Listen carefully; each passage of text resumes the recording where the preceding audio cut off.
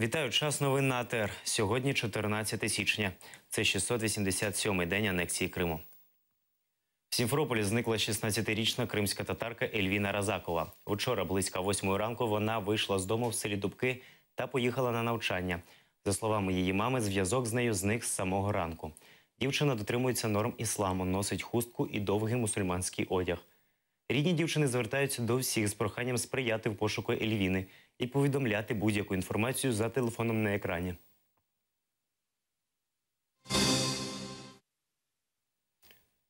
У Туреччині стався ще один теракт. У провінції Діярбакир на південному сході країни підірвався автомобіль з вибухівкою.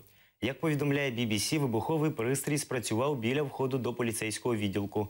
Через вибух також пошкоджені сусідні будівлі.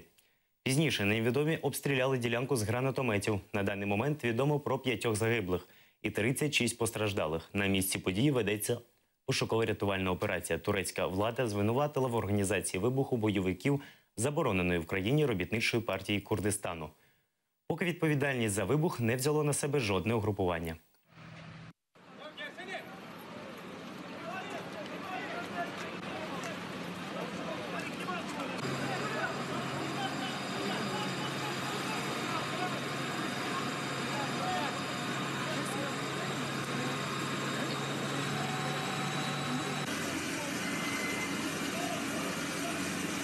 У центрі Джакарти, столиці Індонезії, прогриміли 6 вибухів. За попередніми даними загинули 7 людей, 4 з них – нападники. Терористи кидали в натовп ручні гранати і стріляли у людей з автоматів. Один з вибухів стався навпроти торгового центру.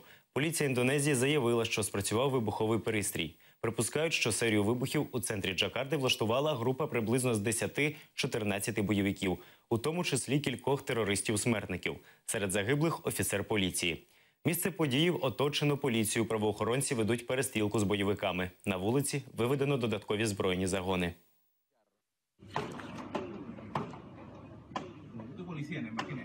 Polisi itu. Bunuh diri ya? Bunuh diri ya? Dia bunuh diri. Meledak sendiri ya? Iya, meledak sendiri. Iya, meledak sendiri, Pak. Bunuh dia killing himself. Cibaku. Духовне управління мусульман Криму і Севастополя вирішило провести 16 січня конференцію, аби засудити заклики до розколу мусульманської громади в Криму. Туди запросили представників 350 мусульманських громад з усього Криму, а також представників 42 кримсько-татарських політичних та громадських об'єднань кримсько-татарської інтелігенції та громадських діячів. 4 січня лідер кримсько-татарського народу Мустафа Джемілєв заявив про плани створити нове духовне управління мусульман Криму у Києві. Після цього Думк виступив з заявою, в якій засудив пропозицію створити ще один муфтіят та заклик про вступ до батальйону імені Номана Челебі-Джихана. На сегодняшний день мы все прекрасно понимаем, чем занимается муфти. То есть он уже на сегодняшний день не принадлежит самому себе. Если, допустим, 2 года назад он еще как-то там играл в политическом игре, то есть какой-то вес имел, на сегодняшний день это понимаем, что он просто пешка в чьей-то большой игре. И на сегодняшний день мы знаем, что во всем мире Мустафа Ага Джемилев, Рифата Чубаров – это люди, которые признают все мир, и авторитет их не поддается никакому сомнению. И какие там не были условия, да, то, что они не идут на сговор с оккупантами, то, что они не договариваются с ними ни за какие там деньги, не продаются, это, то есть, дает большой плюс для нашего народа. Почему? Потому что это представитель нашего народа. Муфти оказался тоже перед таким сложным выбором, но все мы люди простые, понимаете, люди, которые имеют свои слабости, мы не будем никого обсуждать. Поэтому, конечно, судить, пускай его судит Аллах, но я считаю, что на его бы месте хотя бы нужно было промолчать и не говорить то, чего сегодня он говорит. Собирать конференции. С кем он собирает сегодня конференции? С муфтиятом того государства, которое, в принципе, пришло и твою землю оккупировало. Это вы представляете такую ситуацию? В Палестине приезжают представители, то есть еврейского государства, и будет, то есть с тобой вместе решать вопросы твоего народа, и вы будете улыбаться с ним, сидя за одним столом. Сегодня оккупационная власть, которая находится в Крыму, она будет делать все, использовать любые возможные рычаги любые использовать, то есть будет покупать людей, политиков, духовников, кого угодно будут покупать для того, чтобы легализовать свою, как говорится, преступную деятельность. На сегодняшний день ни для кого не секрет, что сегодня уже пропадает много наших молодых ребят, у которых есть свое мнение, эти люди просто бесследно исчезают. В лучшем случае, если они оказываются в тюрьме, а в худшем случае они безвестно пропадают. И поныне от них даже никакой, как говорится, весточки нету.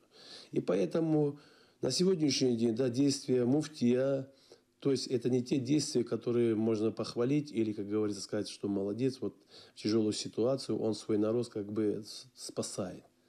Лидеров крымско-татарского народа Мустафа Ага и Рифата нету в Крыму, то есть с таким весом авторитетов. И он понимает, что он остался сегодня единственным лидером для крымских татар на сегодняшний день. Естественно, он пользуется этой ситуацией как может. Попередня сума збитків Криму від блекауту перевищила 360 мільйонів рублів. Як повідомила прокурор Криму Наталія Поклонська, ця сума складається зі збитків, які надали Міністерство промислової політики, охорони здоров'я та транспорту Російської адміністрації Криму. Поклонська додала, що підрахунки збитку продовжуються і остаточна цифра може виростити в кілька разів.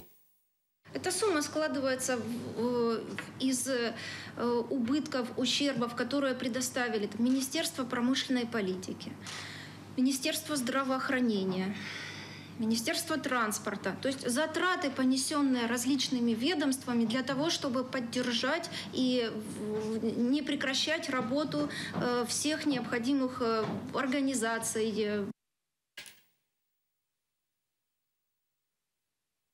Співробітники «Криммолоко» обурені закриттям підприємства. Причиною зупинки найбільшого виробника молочної продукції в Криму за версією російської влади півострова стала нерентабельність.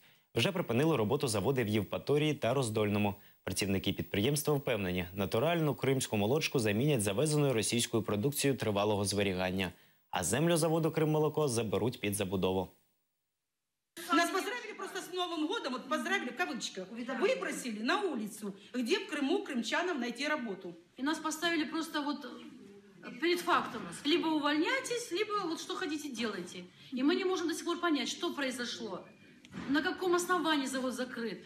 Почему людей выгоняют на улицу просто в такое тяжелое, вообще экономическое время для страны, для Крыма в частности?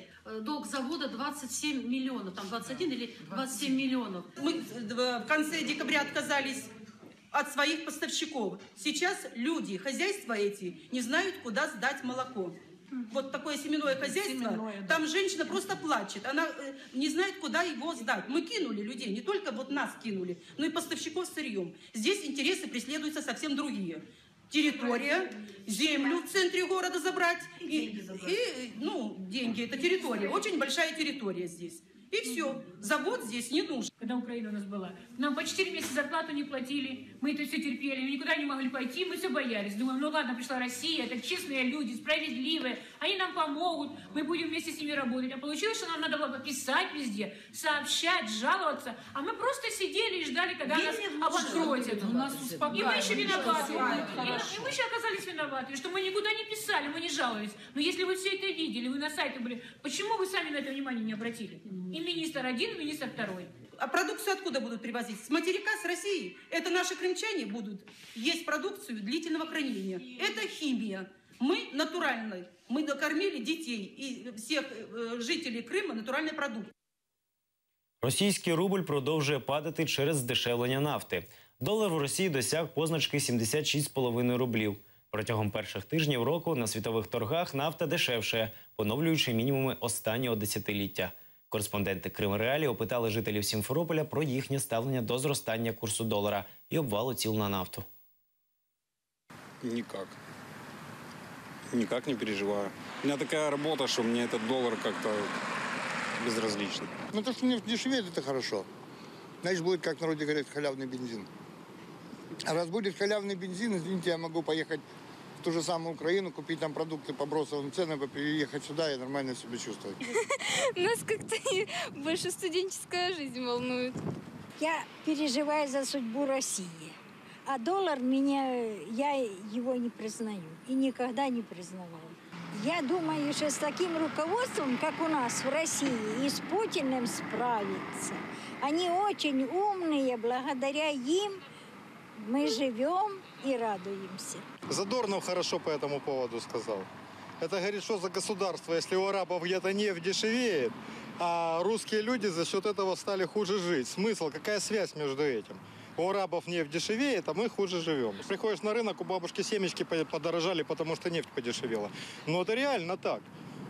Это реально, вы зайдите и посмотрите, какая связь между бабушкиными семечками и нефтью у арабов. В Азербайджані почалися акції протесту. Мешканці виступили проти підвищення цін на продовольчі товари, безробіття і проблеми з виплатою зарплат.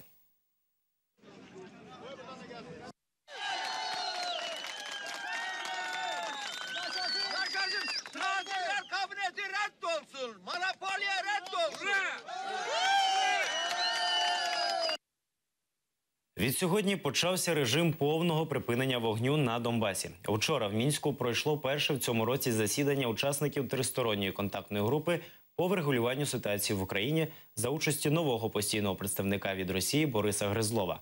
Учасники домовилися про припинення з опівночі вогню і про обмін більше 50 полонених з кожного боку до 20 січня. У той час в зоні АТО не вщухав вогонь. Бойовики особливо активно обстрілювали позиції українських військових.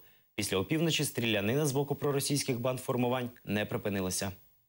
З початку цієї доби у всій зоні конфлікту, відповідно до результатів вчорашніх домовленостей у столиці Республіки Білорусь, знову повинен був встановитись режим повної тиші. Однак його дотримання продовжується виключно в односторонньому порядку силами антитерористичної операції. Підконтрольні владі Російської Федерації банди вже щонайменше 10 разів застосовували зброю проти наших захисників. Служба безпеки України затримала бойовиків, що переховувалися від правосуддя. Один з них був затриманий біля селища Олександрівка Донецької області. Бойовик терористичного угрупування «Оплот» намагався потрапити на підконтрольну Україні територію. Ще одного терориста затримали в Слов'янську. Місцевий житель був завербований в травні 2014-го російським бойовиком на прізвисько «Звір» і примкнув до незаконного збройного формування «Рись».